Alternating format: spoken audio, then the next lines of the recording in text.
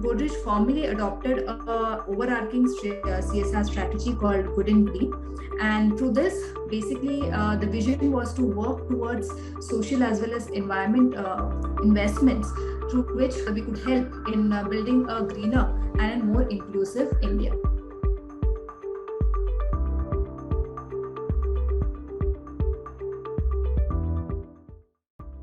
We are really happy to have with us Ms. Ashwini Deo-Deshmukh. She has been associated with the Godrej and Boyes Manufacturing Limited for the last 16 years, and she has been spearheading the CSR projects, including the flagship Pan India Employability Program, DISHA, and the community development projects across 9 locations. She's also been responsible for enabling the consistent progress on sustainability targets by monitoring, collation, and reporting of data as per the established sustainability reporting standards. Ashwini has done her graduate from LS Raheja School of Architecture, and she has also completed her MBA program in Sales and Marketing from Symbiosis Institute of Business Management. We're really happy to have you, Ms. Ashwini, with us. It's nice to connect with CSR Box. We have been participating in your various forums and various programs which you have, and a lot of partners of yours also have come to us, and we have approached them for various programs. So a very good initiative from your side to have the regular CSR summit and meet, and I hope this continues and we bring in a lot of value. Yeah. Thank you. Before we even begin, we would like to understand more about the organization. And in fact, if you could share with us the journey of the organization towards sustainability and its key areas of work with reference to corporate social responsibility. So, Asta, thank you for the opportunity for sharing our journey. Basically, Godrej has been in the space of social development since its inception. Our founder, Ardeshir Godrej, was a regular contributor to the Tilak Foundation, which worked during the freedom struggle, and it worked towards the upliftment of suppressed communities. Then over the years, we have founded many foundations and trusts like the Pirosha Memorial Foundation, the Pirosha Memorial Godrej Trust, then the Sonubai Pirosha Memorial Trust. These are trusts which work towards the upliftment of suppressed classes. In the year 2011, Godrej formally adopted a overarching CSR strategy called Good and Green. And through this, basically, the vision was to work towards social as well as environment investments through which we could build a greener, we could help in building a greener and a more inclusive India. And while doing so, we aspired to adopt a shared value approach. When we say we want to do good, basically we are targeting activities which could be addressed to the underserved needs of the underserved population. So basically we are working on identifying the needs and formulating projects which could really work towards the needs of these underserved population. And when it comes to green, we are basically working on environment conservation projects, and these are some things which could foster a greener India. So this was our Good and Green vision. We started with 3 main pillars. The first pillar was ensuring employability, under which we aspire to train a lot of youth in the skills which will be helpful for them in the long term. And then the second goal was Greener India, in which our plants would be working towards reducing their energy consumption. They would be working towards reducing their water consumption, then the waste generation, working towards becoming water positive, and working towards becoming achieving carbon neutrality.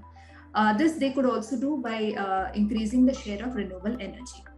And the third vertical was actually developing good and green products. And Good and Green products is our offering to the society outside, wherein around 1/3 of our products which we manufacture, the revenue from these should be coming from Good and Green products. Conserve energy, water, and reduces waste. And good products are again something which will be catering to the need of the underserved population. In 2015, we also took up the vertical of community development, under which we are working in 24 villages across India, and we are working in the area of environment again, and education, livelihood generation, and health and sanitation.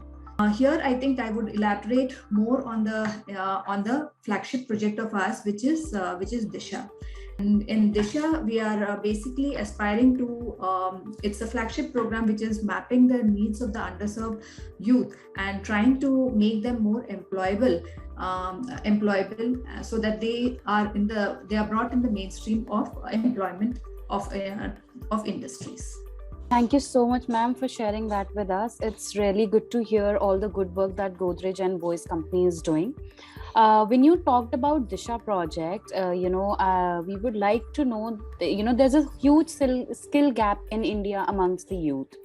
And according to you, what are the major obstacles for young people, especially those from the underprivileged communities, when it comes to finding viable employment opportunities in India?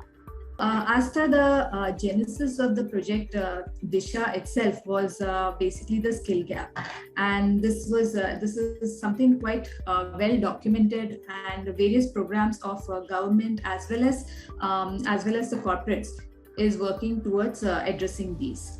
So I think from our side, the four key areas or the main reasons for this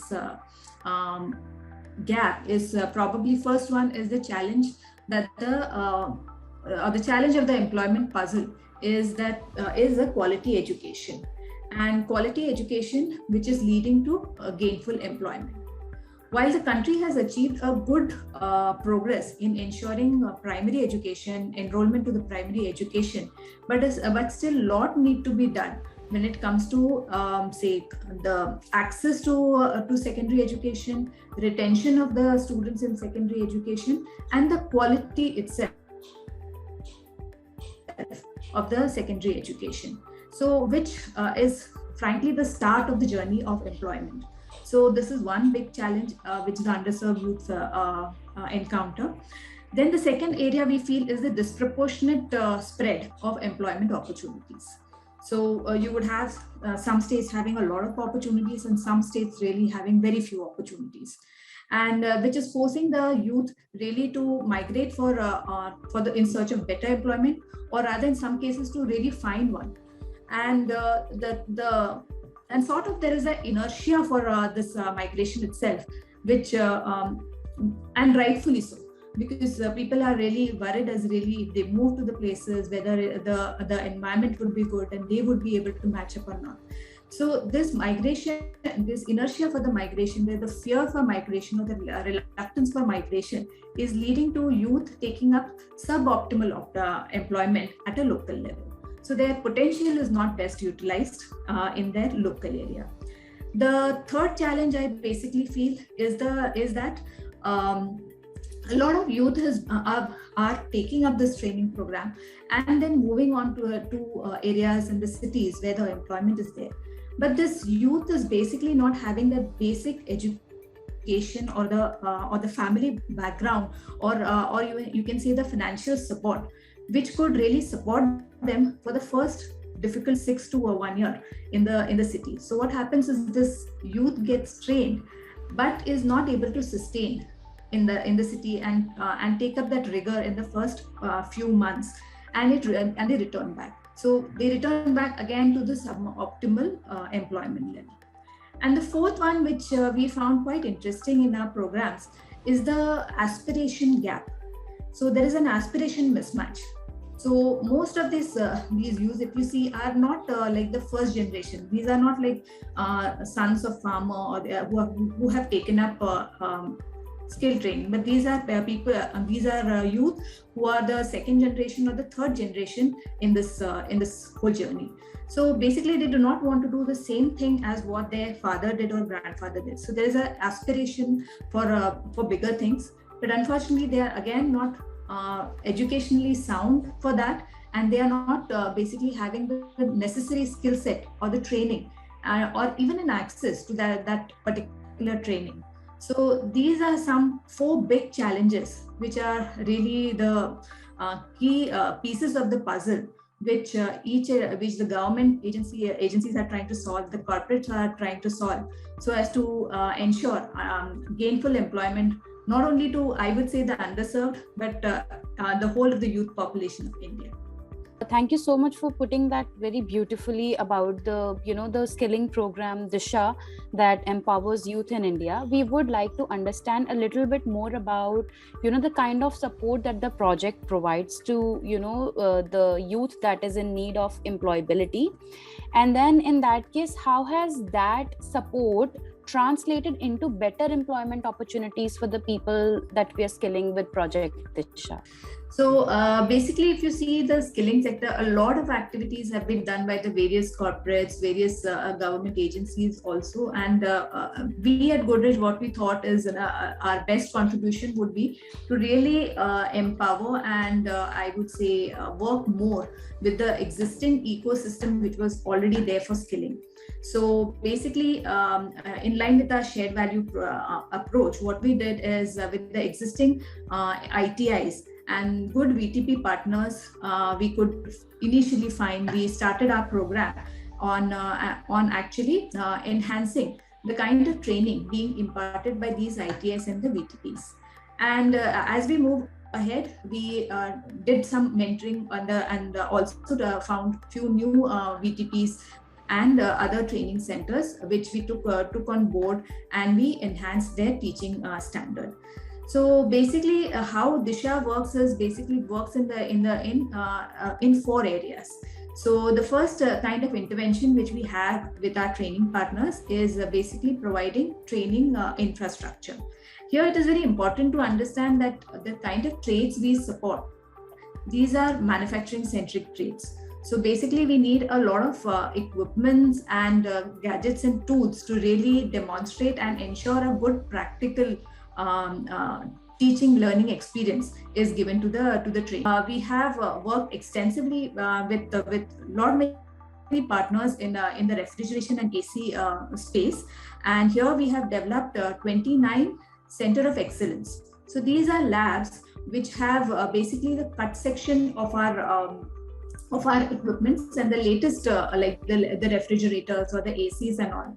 So basically the student there can really see the functioning of all these parts in real time. So basically they understand how really these equipment work and what is the kind of how to find faults, how do you see that each and everything is interconnected. So these Center of Excellence have really helped in improving the teaching experience and the learning quality for the students. Similarly, for other trades like welding, we have supported with the latest welding equipment. We also support with the latest teaching methodology. We also enhance the overall teaching content for the course. The second area which we help is basically providing support in terms of guest lectures. So in all our programs, we ensure that good amount of guest lectures are taken so that the students are benefiting from the relevant and the latest standards of manufacturing. The third area where we help is providing industry exposure to these students. So a lot of students come to our plant for a 7-day project, for a 7-day exposure visit, in which they are shown around the complete plant operations and the various projects and what they're learning. Say in case of a welding student, he's basically shown the advanced welding lab. And I would say it's quite an inspirational trip for the students, because they're not just shown the basic kind of welding, but they see something, the welding being done on big equipments, like say for a refinery, for a big job. So basically this really makes the job of welding also quite aspiring to the students, because they feel that they would be contributing to nation making. During this 7-day exposure visit, we also conduct small sessions on Kaizen and the business, the 5S and these things. So basically aligning them to the latest business practices and also to sessions on safety. One more area is like wherever we find, like especially in the locations where we have manufacturing locations, manufacturing factories. So if there is a gap for any skill building center, so we have created dedicated skill building centers. We have created 2 centers at Shirwal and Khalapur, which are not run by us, but the complete equipment and everything is provided by us. Thank you so much, ma'am, for sharing that. So when it comes to reaching out to the youth, especially the women, what approach does the program take? And did you face any challenges while you were mobilizing the youth in the communities? And if yes, how did you overcome those challenges? Okay. So for our program, if you see, the part of mobilization is majorly handled by our partners. So because a large part of our program is implemented by our partners. So during the partner selection itself, we select only those VTPs or the institutions which have a good hold in the community and have a good rapport in the community. So as of now, we have not faced a challenge as such for the mobilization, except maybe few times wherein basically there's some seasons where the mobilization is a challenge. But the partners have now got into the groove of the cyclic movement of the cyclic, I think, seasonality in mobilization too. So now we have a good flow of students to our centers. Especially related to women candidates, yes, we do face a challenge for our courses because most of our courses are manufacturing centric, so which are considered to be more male centric as such also. So we do face a challenge of basically the society perception about it, basically the anxiety of the candidate also, whether they would fit into the role or whether the industry will accept them. And the third is also the challenge from the side of even our partners, as really would they be able to do justice to the training of that particular candidate. So we have been working on all these 3 fronts when it comes to women trainees, and we have adopted a 3-pronged approach basically to alleviate those 3 issues. So first thing, we have included some few women-centric courses. So we have few women-centric courses like retail sales, which is having a high percentage of female candidates. Then there would be courses related to vending machine technicians. So see, these are some light courses which women, I would say, gravitate to first. Second is we create special women batches. So basically it helps even the partners to really focus and conduct these courses in a different manner so that the needs of the female candidates are addressed. And also the female candidates feel more comfortable coming together. So this is the second area. And the third area I feel is we have always encouraged ladies who really have taken that step to enter into a male-dominated world of manufacturing. So students who have come for like CNC course or a fitter course or a welder course, we basically encourage them to do well. So special attention is paid to these students so as to ensure that we create something like a role model out of them. So we ensure that they complete the course. We provide guidance even to the prospective employers and how these women trainees could be really of help in bringing and adding value to their operations. We have an interesting story of a trade which is forklift driving. So when we started, there was a sort of a lot of resistance, but we conducted a special batch of 40 women forklift drivers, and there was so much demand for it. And now we see during the lockdown and all, so the logistics sector, which has which is now booming, there is a lot of demand for these women forklift drivers, mainly because of their discipline. So now we see that everything has probably a time to come. So now is the time when more and more women could enter into the manufacturing sector, because there is a sort of acceptance level, both at the industry level as well as the supply chain level. So slowly we have to build that and see that there is a good pipeline of women candidates also coming into our course. Thank you so much for sharing that, ma'am. It's true that India still needs to open up to non-traditional livelihood options for women. Proceeding further, do you think the global pandemic has brought in roadblocks for youth employment opportunities, especially those from the underprivileged communities that we work with? And if so, what kind of changes have you implemented within Project Disha to tackle these new challenges? Basically, the pandemic impacted all our programs very, very adversely. So basically, the programs were not running for the first 8 months. And basically, we took it cautiously. Both even the partners as well as the directive was very clear to even the partners that all the government guidelines need to be followed, and basically the safety of both the trainers, the institute, and the trainees should be ensured. So basically, this impacted the program as such. But when you come to the employment options, I would not say only the underserved population, but the complete whole. The employment went topsy-turvy for everybody. And I would say more than the pandemic, it was something which was already happening, because there was a slowdown in the SME sector and the MSME sector. So the kind of employment opportunities for the first-time job seekers were getting crunched in our kind of trades. So this was further aggravated by the pandemic coming in, and the challenges faced by the trainees and the trainers were immense. So during the pandemic, the only thing we could provide is provide them support in terms of trying to see that the people who are stranded are basically coming back to their village or finding a safe place to come. We supported our trainers with partial salaries, so that the trainers, because in case of Disha or in case of any training program, the key stakeholder for us is the trainer. So we supported all our partners to ensure that the trainers are retained. And we also supported our training partners to take up digital trainings.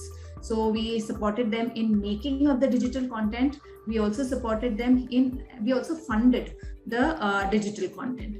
So I wouldn't say that digital content could completely replace our practical approach, but at least it gives something to work with. And that was which brought in a continuity of training. Coming to the last question for today's interview, ma'am, how do you see the efforts evolving over time, with regards to forging partnerships with the public or the private sector, strengthen existing systems, and are bringing in best practices for everyone to benefit from? See, we see this sector as an evolving sector. So once when we took this target in 2011 of training 2 lakh people, so it came with a particular set of ground realities and all that. So it basically India still remains as a young country, and there is still the skilling challenge there. So in the last 1 year, we have been focusing on the entry-level skills and partnering with various VTPs and we were happy to see that we trained around 1.6 lakh people in the last 10 years. And with this, our recent SROI study also indicates that we have generated a value of around 6x for most of our trades. So that way, it's quite satisfying to see that the programs which we took up really benefit.